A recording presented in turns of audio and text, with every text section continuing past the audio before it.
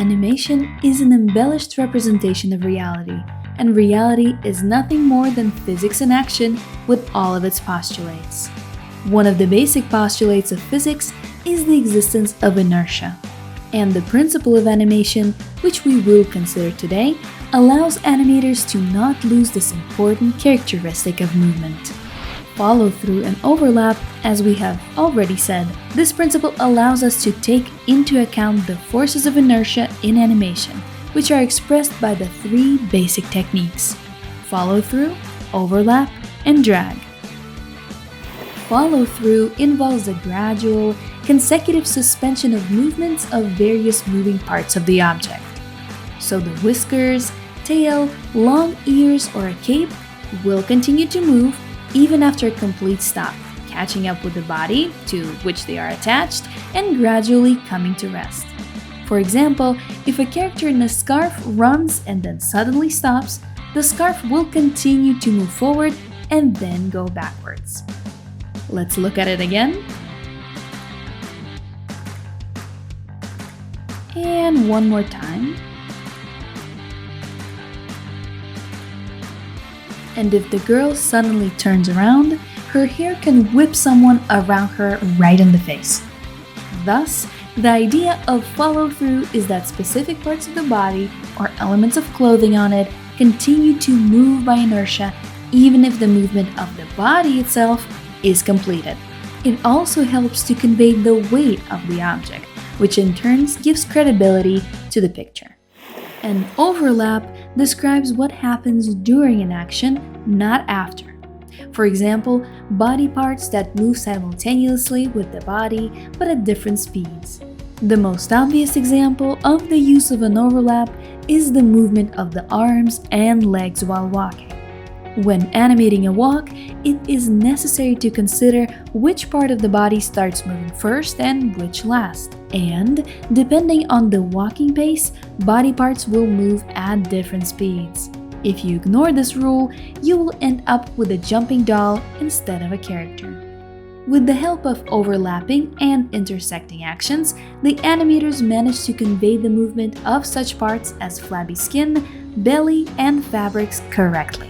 Let's look at another example of the use of overlap, where the character hits the table with his hand. First, he leans forward, preparing for action, then leans back, connecting his hips and lifting his elbow. Next, the body moves forward again and the elbow bends into the forearm. And bam! There's a blow. Now look at how using an overlap transforms the animation. In both examples, the characters wave their arms, but only in the second one did the animator add the delayed motion of other parts of the body to the arm swings. The second image looks much more lively and pleasing to the eye. Follow-through and overlap work well separately, but even better together. Combining them creates a spectacular and believable effect, as in this example. However, to make it even more convincing, another drag technique was later invented. It allows soft objects such as hair, fabric, and skin to move more inertly relative to the main movement of the character.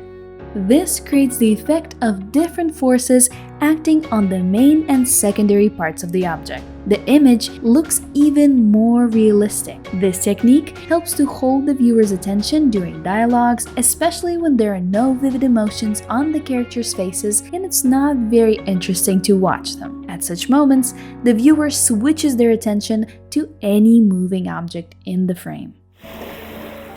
Until now, we have only looked at the examples from cartoons. But what happens in video game animation? Here, this principle is more important than anywhere else. You may be surprised, but overlap and follow-through directly influence the player's choice of strategy. This is particularly evident in the example of a character swinging to strike. Several parts of the body are involved in this action. First, the arm moves backward, then stretches forward, delivering a blow, while the torso and the head move in the same direction, but along a shorter trajectory and at a slower speed. Depending on how far the fighter moves his arm away from his head and torso, the player will understand how hard the opponent will attack and may decide to change the combination. This principle also helps the player grasp the actions taking place in the chaos on the screen. By the way, remember Scorpion from Mortal Kombat? Well, this character is a very good example of how important it is to correctly show the secondary movement of the chain. Note that after the attacks, the player waits a couple of milliseconds for the chain to return before continuing the attack. The same thing happens, for example, during a jump, when a character hangs slightly in the air. The thing is, the first movements are often lightning fast and barely noticeable, and applying this principle gives the player a few milliseconds to think and make a thorough decision. Now, a word of caution. Despite all of the advantages of follow-through, you need to be careful. Holding a pose for too long, especially during combat, will make it seem as if the character is not responding to the player's commands. This, in turn, can make the player irritated, as they will be expecting to have more control over their character. You've heard the theory. Now, move on to practice. Start with a simple movement, then apply the overlap technique. Depict how a character waves their hand, nods, bows, crouches, and sprints. Your task is to learn to see the difference between mechanical and natural movement. Then, animate a character in a cape while walking or jumping, paying particular attention to how the cape moves depending on the pace and gait. Next, practice your follow-through by depicting the same character running and then stopping abruptly. The details are important here. Which part of the body will slow down first, which will continue to move even after stopping, and where the cape will move due to inertia. A simple and detailed explanation of why follow-through and overlap are necessary is not sufficient. The fact is that a significant amount of time has passed since this principle was established. Many secondary techniques, such as drag, have appeared. It is not easy to understand the subtle differences between them. But at Animation Club School, not only our 2D traditional animation teachers and courses will help you with this, but also the members of the community on our Discord. Come, learn, and most importantly, ask questions. Because, as the wisest say, it is not embarrassing to not know. It is shameful to be unwilling to learn. That's all for now. This is Animation Club School's team signing off. See you in the next video.